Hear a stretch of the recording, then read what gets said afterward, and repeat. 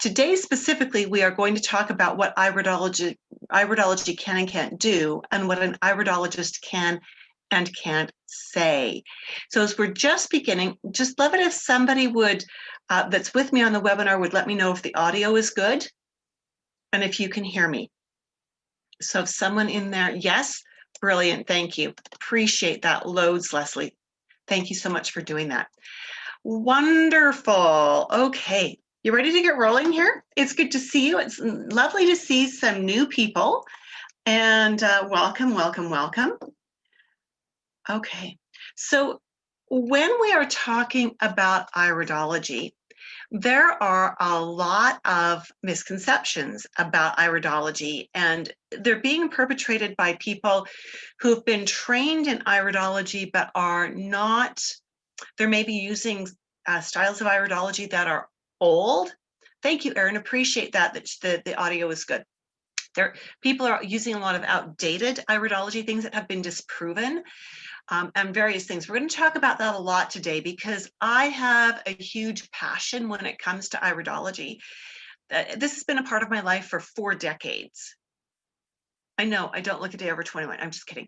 But the fact is, it has been a big part of my life for 4 decades, and I have studied several different styles of iridology, and I have ended up agreeing that some things don't work, but a lot of people are still teaching those things. So we really want to be focusing on this. So my name is Judith Cobb. I'm a master herbalist, natural nutrition clinical practitioner, certified iridologist, and certified iridology instructor. I am the founder and president of Cobblestone Health Limited and the founder and president of Iridology Education. I have been teaching holistic practitioners various things in the holistic health field for 35 years. From herbology to nutrition to biokinesiology, also known as muscle testing, to color therapy, to iridology, I teach a lot. And when I can teach face-to-face, I teach even more. And so there's, I've got a lot of experience under my belt, and I want to share that with you today because there's a lot out there that's not right. Just saying, not right. When an iridologist or someone who has done a weekend course looks at eye photos that are poorly taken, they're really bad photos, posts those on social media, and that poorly trained iridologist who thinks they know everything, and I admit I don't know everything, I still have questions that I ask, and they start giving information, it just makes me, it actually makes me want to reach into my computer and give them one upside the head. Sorry, that's a little aggressive, I know, but that's the level of my passion, is that I really want the right information to be out there. I want people to be practicing iridology correctly, because when people don't practice iridology correctly, it gives us all a bad name. It keeps the science from developing. It holds us back. And this is not a good thing, right? Like I said, I've been in this industry for 4 decades. I've been an iridologist for 4 decades. I've seen a lot of things come and go in the world of iridology. I'm privy to some of the newest research and things that are validating and things that are proving that what we were doing before was wrong. And so we need to be very vigilant with keeping up with, not with the Joneses, but up with the current research. And we need to be practicing in a way that doesn't kneecap our industry. Does that make sense? And you know, some of you might be cringing when I use the word industry. Holistic health is an industry, right? It's a business, it's a practice. It's the holistic version, the natural version of medicine, perhaps, or of however you want to look at this. But because it is an industry, we need to maintain standards. We can't be willy-nilly. This is not crafting, right? This isn't painting rocks. And if you paint rocks, I don't mean to offend you. This isn't something that's kind of frivolous. This is a science, and it is an industry. So when we look at an eye like the one you are seeing on your computer screen right now, and for those of you who are joining me on Instagram. I'm going to bring the camera closer to my computer screen so you can really see this. I'll try to angle it in a way that really helps you to see what we're talking about. When we look at an eye like this eye gives us much information, but that information is only valid in the context of this client's health history, their current symptoms, and their diet and their lifestyle, and their family health history, right? Because this eye says that this person is very resilient, that they should bounce back very quickly, and they should be able to resist disease processes very quickly. It shows a slight predisposition towards an inherent pattern of challenges with digestion. It shows some predisposition towards some issues with the skin and the surface circulation and surface elimination.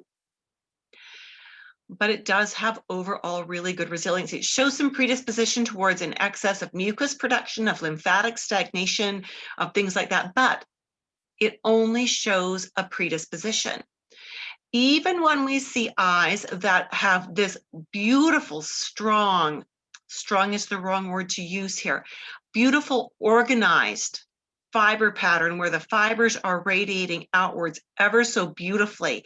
They're not crisscrossy, they're not gappy, things like that. That suggests a predisposition. It doesn't guarantee an absolute.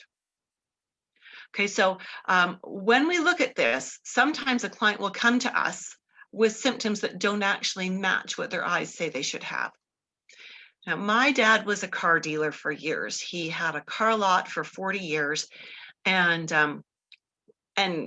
he bought and sold cars for a decade or two before that. So I grew up with cars. I grew up in the car industry. And I don't know a lot about cars because it was never my forte, but I know a little bit. What I do know is you can take a Rolls Royce like this one and you can drive it into the ground if you don't care for it properly. Now, Rolls has a reputation. Rolls are well made and they have engineers and they guarantee their product. But like anything, if you don't take care of it right, if you don't do your lube jobs and oil changes and all that kind of stuff, it's not going to last.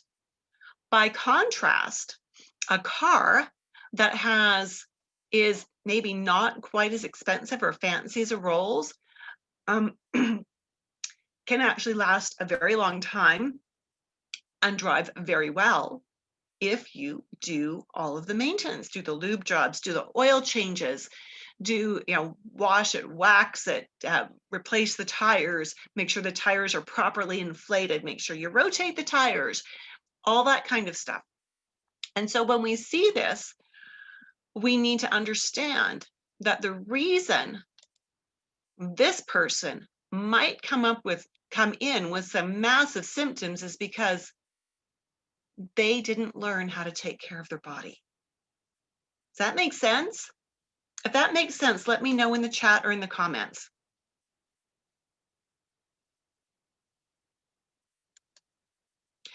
By contrast, we might have someone like this who was, and we're making good sense. Excellent. Thanks, Leslie, and thanks, Erin. Appreciate that. By contrast, when we see a person that has lots of structural variation within their iris, just like this, and like this, and like this, this suggests things that have been inherited, potentials for things that have been inherited, that they may be at a higher risk for certain problems, for certain issues. The biggest difference between this person and this person is this person will typically not learn how to take care of their body until it starts to fall apart. This person at a much younger age recognizes that they don't have leeway for Twinkies and Coca-Cola. They need to take care of their body. They need to be very vigilant, getting enough sleep, eating well-chosen, nourishing foods, maybe taking the right supplements. And when they do that, they can enjoy amazingly good health. because they are taking care of their body the way their body needs to be taken care of.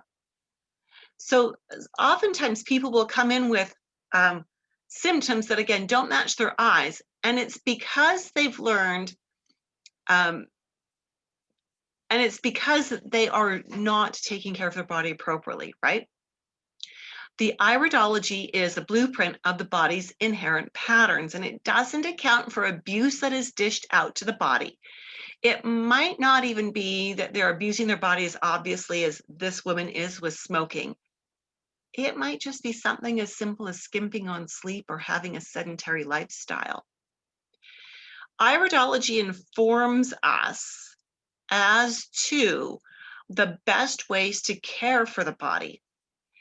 It helps us to understand what a person's diet should be, what their lifestyle should be, what their supplements should be, based on them, not based on some popular book that's, hit the New York bestsellers list or whatever, New York Times bestsellers list, based on them, because each of us has our own individual requirements for health. Do you agree with that, that we are very individual, and while there might be some things in common between us, you might need something different than what I need, based on age, based on our history, based on family leanings, based on all kinds of things. Yep. Thanks, Erin. I appreciate that.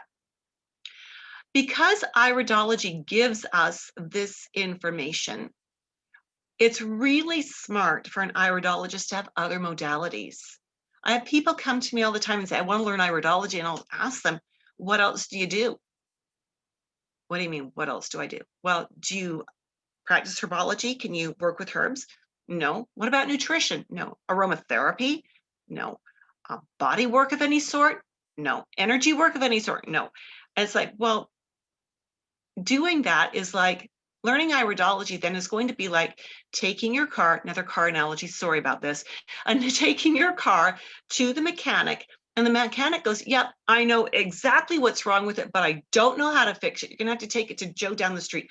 I only assess problems, I don't fix problems. Does that make sense? As an iridologist, you need to know how to assess, you need to know how to assess, that's what iridology is, but then you need to know how to recommend.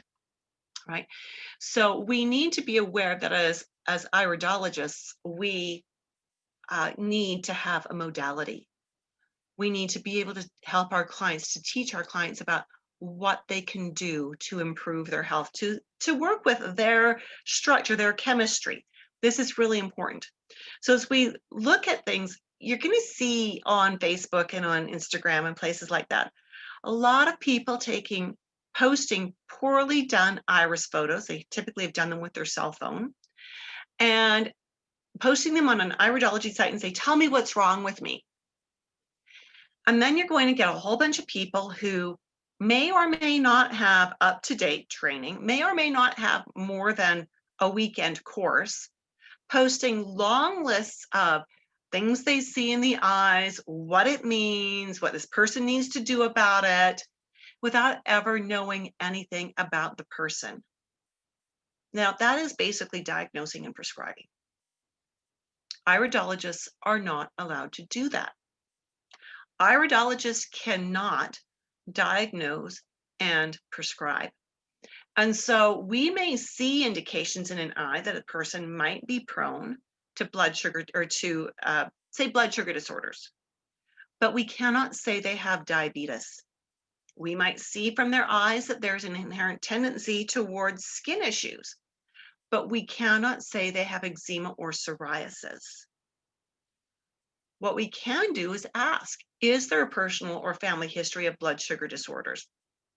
Now, even when the client says that there is a family or personal history of it, we cannot call it that, because we are typically not medically licensed practitioners or licensed medical practitioners. Does that make sense? We don't have the legal right to label anything and to name a cure. And so, but we can teach our client about things they can do to regulate their blood sugars. We can teach our client about the markings we see in the eye that correlate to that symptom. right? We can help our client. We can see indications actually in the eyes that they may not be metabolizing carbohydrates properly. We can ask him if he's had dietary counseling, and we can suggest things that have helped other people. Now, I'm a herbalist, and so I can teach my clients about herbs that have been used for this kind of situation historically. So do you see what I'm saying here?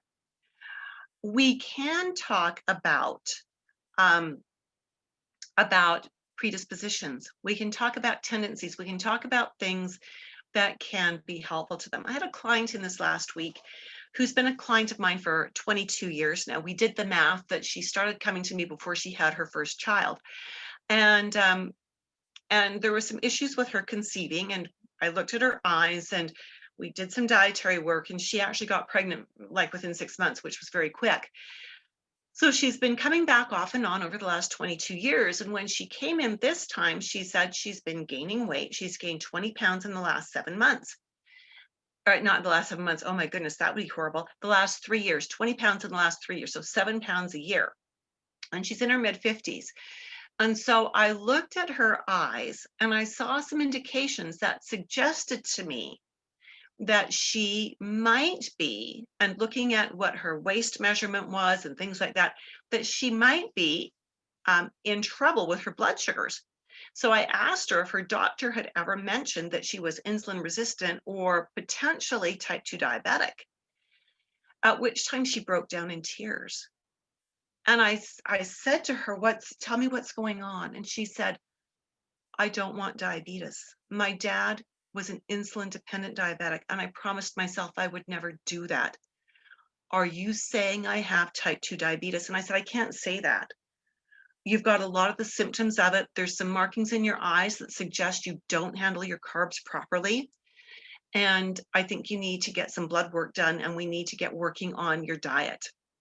Right. So do you hear what I did with her?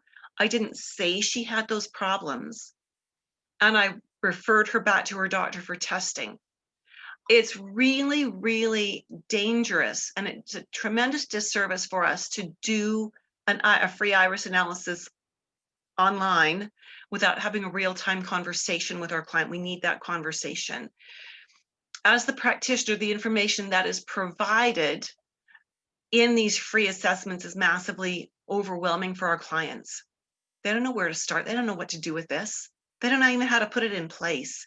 You know, if I've just told someone they need to quit eating red meat, white flour, white sugar, cut out the caffeine, they need to alkalize their diet, they need to do a detox, you know, they don't know where to start with that. It's too much information. So, but what can we say? What can the eyes show us? So let's look at the set of eyes that we see on the screen here. This is a client, actually it's my husband, more than a client. And we did his pictures when he was 42. We did them just recently when he turned 65. And first thing I want to point out is these images were taken with a different camera. The fact that they were taken with different camera, this was a print film camera. This was an Olympus, I think it was called Olympus titanium body. It was a very, now it would be considered a classic camera. Many things in my life are now considered classic, but it was a print film camera, professional grade. This wasn't just a point and shoot. It wasn't a tourist camera. It was a professional camera with a light setup designed for iridology. This is taken with an Iris Explorer 4 from Iris Labs. He now has an IE5, which I also have, and I love it. Or he's the Iris Labs guy has gone up one, and I love that one too. But this, so you can see here, we've got some differences. Notice the skin colors are different. That means we cannot compare the color of the irides. So that makes sense. The technology has changed here, giving us a different skin color, a different sclera color, and a different iris color. So we can't claim that anything has changed, except notice this. Notice in the newer picture, we've got this pigment that has accumulated here. Notice over here, we have nothing in that area. So what we can actually say as an iridologist is that this client has accumulated pigment. This will never be able to be cleansed out. This is a genetic inherent predisposition, just like my hair starting to turn gray 6 years ago was a genetic inherent predisposition, right? But what this tells us is because of this pigment color, it suggests to us that as my husband is getting older and he doesn't drink caffeine, it is suggesting to us that his liver is starting to struggle, right? For what reason, we don't know, but his liver is starting to struggle. What value is that to me as an iridologist and herbalist? When I know what symptoms he has, and I look at his eyes and I understand that his liver inherently is struggling and that it's affecting other organs and how they work, I then understand how the symptoms correlate to the liver. And I understand then what questions I need to ask about diet and other habits that he has, which of course I know since I live with him. And that informs what I'm going to do next. It gives me the information to begin making recommendations, specifically not to address the pigment, but to address what the pigment represents. And in his case, the pigment represents liver that's not happy and a few symptoms that are correlating to that. So in creating a program for him, I'm not trying to change his eye color because that's not going to happen. That's an old theory that eye color will change as a result of cleansing and herbs and things like that. I don't care about whether this changes or not.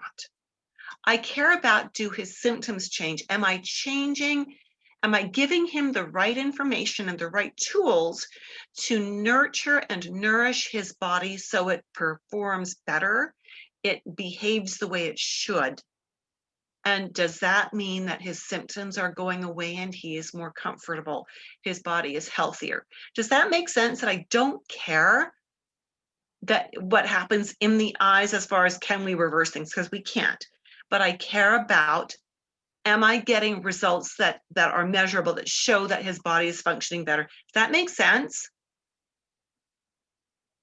Yeah, Lucy on Instagram is giving me a thumbs up. Way to go, Lucy. Thanks for that. I appreciate that.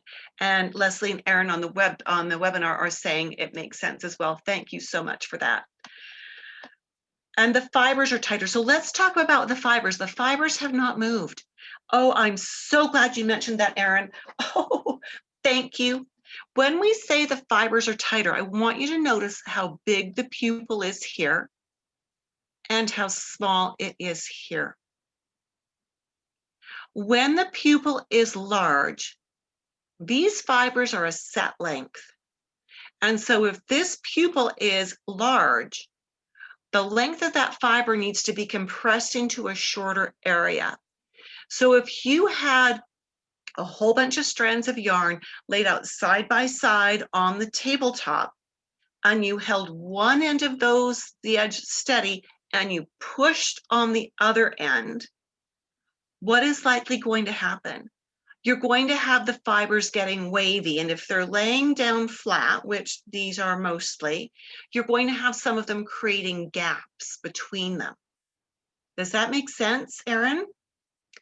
And then if you then hold both ends steady and then you pull one end to pull them straight, it's going to look like the fibers are coming back together. Does that make sense? So when we talk about it looking like there's gaps between fibers that are bigger or smaller, it actually does not have to do with diet or nutrition or things like that. It has to do with how much light was used and how did that affect the pupil size. So it's actually not an indication of healing. It's an indication of the technology changed. Is that making sense? Yeah. And this is a big one because when you look at these, and she's saying, okay, thank you, Erin, appreciate that. When we see all these postings on Facebook that would take this kind of a set of pictures and say, look at how big and wide that is, and now it's thin. Wow, we've got healing. It's like, no, we've had a tech change. I've never seen anything like this actually change when the pupil was the same size. So we have to be very careful with this idea of eyes changing, because before and afters have to use the exact same technology. They have to have the pupil the same size. We have to have the same source of light, the same quality of light, the same amount of light. And then we also have to look at them on the same computer monitor. They have to be looked at on the same output device. Okay, this is not meant to sound excessive. I have 2 laptops and I have a desktop computer that has 2 22-inch screens, right? And my 2 22-inch screens are new. Well, one is new and one is old, but they're the same brand. And as we were setting it up, I asked my techie son, can you make it so these monitors will show me eyes in the same way? And so we pulled up one eye photo, opened 2 instances of it, put one on one screen, one on the other screen. And even though the screens are the same brand, they display the colors differently. One is bluer, the other one is a little redder. So, and Erin is saying, thanks for clarifying. I've heard the description of healing, not tightening due to technology. Totally makes sense. Yes, Erin, that is great. That is so great. And so we need to consider the technology. Even using prints, when we used to do prints of photos, the developer could mess with that all they wanted. There were things, dials on their machines where they could adjust it to make it greener or to make it more red or more blue or more yellow. The brand of the paper they printed on would change the outcome. The brand of film that was used. We knew that Fuji shot green and Kodak shot red, right? And so we had to know what we were starting with to understand the output. So for us to say that, before and after healing, it doesn't happen.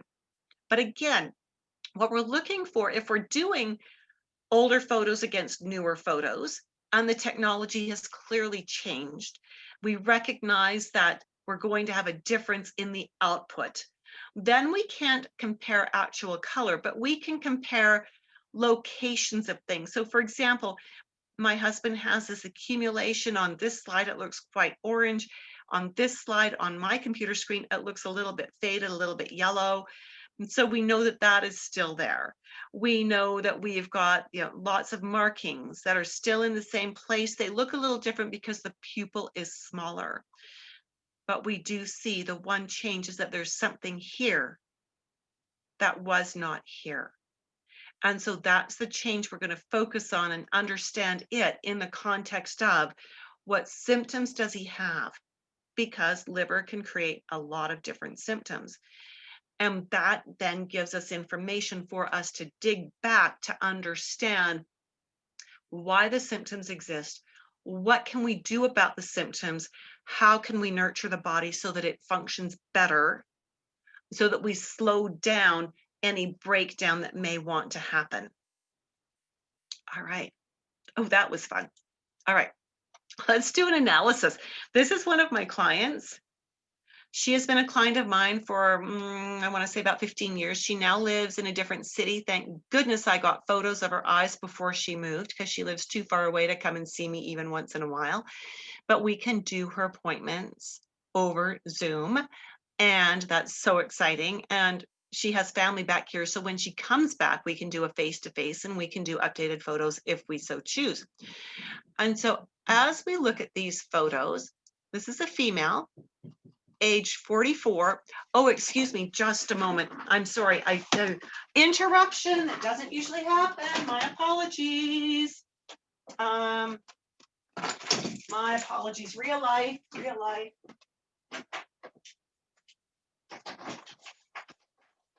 you must have oh, the door box just falling apart, I think. Sorry about that. Real life. Okay, here we are again. So she's is in her mid-40s. And when she came to me before she left about a year ago, she was 5 feet 10 inches tall and weighed 200 pounds and was sort of gaining weight steadily. She also had achy joints. She suffers from winter depression. Now, those of you who don't live north of the 49th parallel may not understand what this is. In the wintertime, our days get very, very short. Like we can get as little, by the time we get to December 21st, like 6 hours of daylight, right? It gets really short. And in the summer, we get only 6 hours of nighttime. And so when the days are very short like that, we don't get enough sun stimulating our pineal gland to help us keep our serotonin where it belongs. So we end up with, a lot of us end up with what's called seasonal affective disorder or the winter blues. And so she gets the winter blues, and it can be pretty bad. And she had a baseline of depression anyways. And so she was on a prescription for Zoloft. She also was having painful periods. Now, as we look at her and we look at the fiber structure in her eyes, she has an inherent predisposition to what we call connective tissue. She's a connective tissue subtype. She's got lots of little bits of gapping in her fibers, lots of places where the fiber's pretty wobbly and wavy looking. She also has this central heterochromia in both eyes. That's a different color towards the center of her eye. And in her case, this suggests a predisposition to digestive things that are dealt with by the liver. So the liver doesn't want to help her with all of her auxiliary digestive functions, and it puts stress on the stomach and on the intestinal tract. Now, if you know traditional Chinese medicine, what you also know is that the liver is the seat of depression, and the liver balances the hormones. All right, so you're following me so far. Now, on the computer I'm working with now, and those of you who are on Instagram may not see this clearly, and I don't know what your computer monitors are displaying this as, so when I call it one color and you go, that's not what it looks like to me, just remember what we said about tech and color, right? There's a bit of dirty yellow in her eyes as well. The dirty yellow suggests that her kidneys may not want to clear acid very well. And what that means is that's going to increase her risk of building acid in her system, which can, again, lead to some joint issues. If you know your TCM, you know that the kidneys control the joints. Okay, are we making sense so far? We also see in her left eye what we call a shoe lacuna because it looks like a footprint from a man's shoe. Yeah, Aaron, yellow suggests a predisposition towards some kidney issues. Now, it doesn't guarantee a kidney issue. It's only an inherent predisposition. And so here we've got a shoe lacuna, which also, no matter where it appears in the eye, suggests a predisposition, again, to kidney issues, kidney weakness, imbalance, however you want to put it, which adds to that risk of potentially increased acid levels in the tissues, which adds to the risk of joint issues. Now, remember that acid, if the body is over acid inherently, which the vast majority of us are, especially when we've got a blue base behind all of this, acid always leads to inflammation. Weight gain always has inflammation as the base. So we need to take care of it. We could take a person like this and leave her on a high acid, calorie restricted diet. She would never lose weight. We need to address the acid to reduce the inflammation to get her weight balanced. Okay. So seeing all of this in her eyes and knowing what her symptoms were, I asked her about her digestion because she's got this central heterochromia. And she said there's no symptoms, but her eyes suggest an inherent challenge there. So I'm going to keep that in the back of my brain. Because of where her collarette is sitting, this is the collarette. If you've got any old school training, you would call that the autonomic nervous wreath, but it is properly called the collarette. The collarette teaches us a lot about the transport of nutrients, the assimilation of nutrients, the intestinal tract, the colon, things like that. And so seeing how this is positioned in her eye, I asked her about her bowel movements, and she said typically it's rabbit pellets, which is not a healthy bowel movement. And I asked her about her coffee consumption because it's very common for people with the brown in their eyes to really like coffee. And it's also common for them to use coffee as a laxative. And she was having 3 to 4 cups per day. Now, I don't care what anybody says about coffee. Coffee is not good for you. The antioxidants in coffee do not outweigh the damage coffee does to your stomach lining, your thyroid, your liver, your adrenals. Coffee increases acid, which increases inflammation. I mean, you're getting the picture here that coffee is just not a great thing. So in this client's first appointment for this series of work we were doing, clients tend to come in for 4 or 5 appointments, and we teach them and we move them forward, and then they go and they do their homework because they're feeling great. And then they come back a few years later because they're getting older, things are shifting, they've got new symptoms. And so on this set of appointments, as she was coming back, first appointment, I suggested getting rid of coffee so that we could take the stress off her liver and so we could begin reducing her acid level, because the liver is going to have a lot to do with her periods and balancing her hormones. The acid is going to have to do with the weight gain and the joint issues, right? And the liver regulating hormones is going to have a lot to do with the depression as well. And so we also suggested that she should use a collagen supplement. We got her back on digestive enzymes and recommended that she increase the amount of leafy greens she was eating because she wasn't eating very many. In her second appointment, she had been really good with her homework. So this is about 4 weeks later. And she noticed in that 4 weeks that her joints were starting to improve. She noticed that the period she had was significantly better, and the depression was slightly better. So the next step was holding all those changes that we'd already got in place, getting her to keep those as lifestyle, right? It's not a one-off thing, take these supplements for 3 weeks and you'll feel all better. Yeah, it's okay, this is now your lifestyle. So second appointment, we, because things were getting better, I asked her about her water intake, and she was only drinking 3 glasses per day. I asked her about her sleep, because the liver is also the seat of most insomnia. And so she said that her sleep was broken. It's broken into chunks through the night. She wakes up a lot. So from there, we suggested that she should consider getting extra protein at every meal. So by extra, get 2 to 3 ounces of protein at every meal.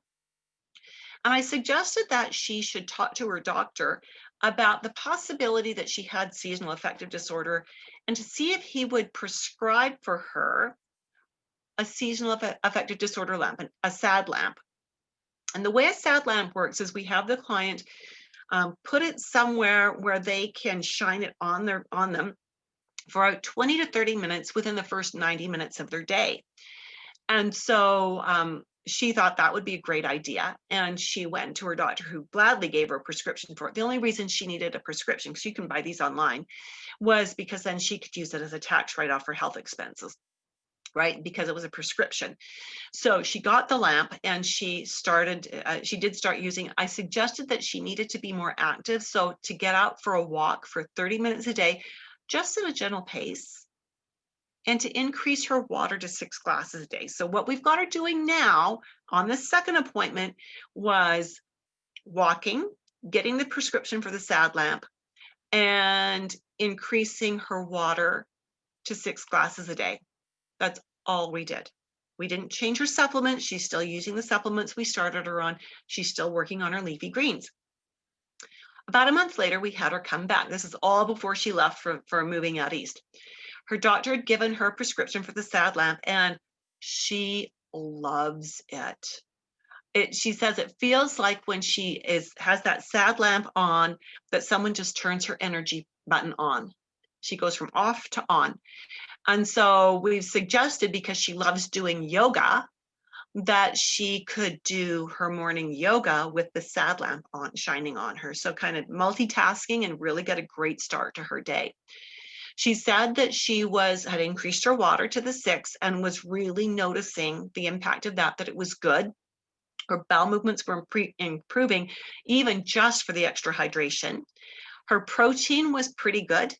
She was struggling a little to get the walks in, so we needed to work with that. Now, do you see from that how we were able to look at the eyes, see where her potential roots of her problems were, and then use the information from the roots combined with her symptoms to ask her the questions to help craft the programs that would take her from one step to the next to the next. Does that make sense how we did that? And does it also make sense that we didn't try to craft an all-encompassing fixer in one appointment program?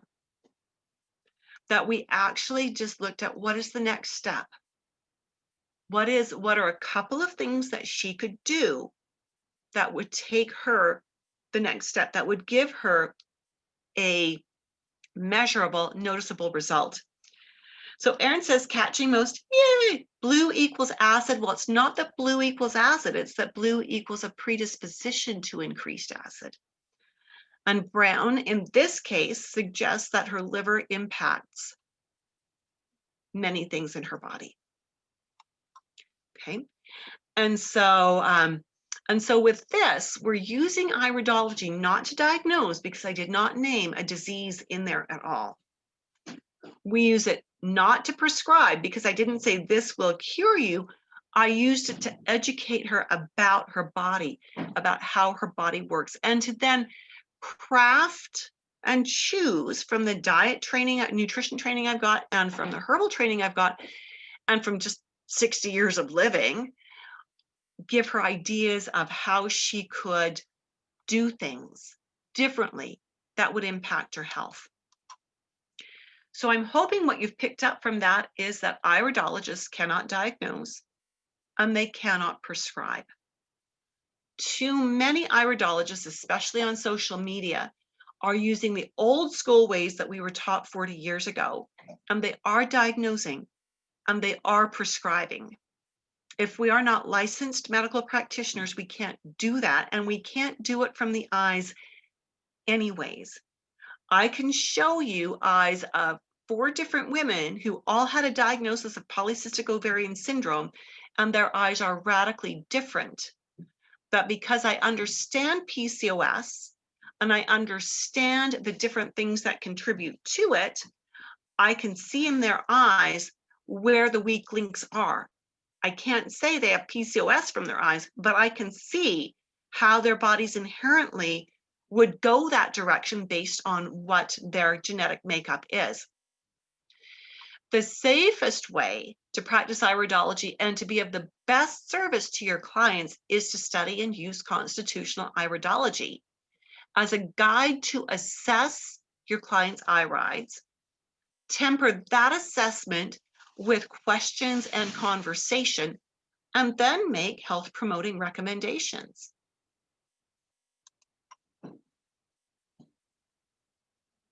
Now, if you're curious and want to learn more, I'm just going to give you like a 10-second little heads up for something that's coming up here. Oh, I updated this. Why is it not updated? Just let me see if I've got to, that's the one I needed. Okay, we're going to come here. Sorry about that. Okay, so on Thursday, November 5th, I'm doing an info session for the upcoming course called Dynamic Iridology Assessment. I just changed the name of the course. It used to be Confident Nutritionist Dynamic Iridology, and now it's the Dynamic Iridology Assessment System for Holistic Health Professionals. That is a mouthful. And in this, we'll be doing a webinar, and I pulled up the wrong screen here. I'm just going to drag this down and grab a link I need. Sorry, wrong date showing up there.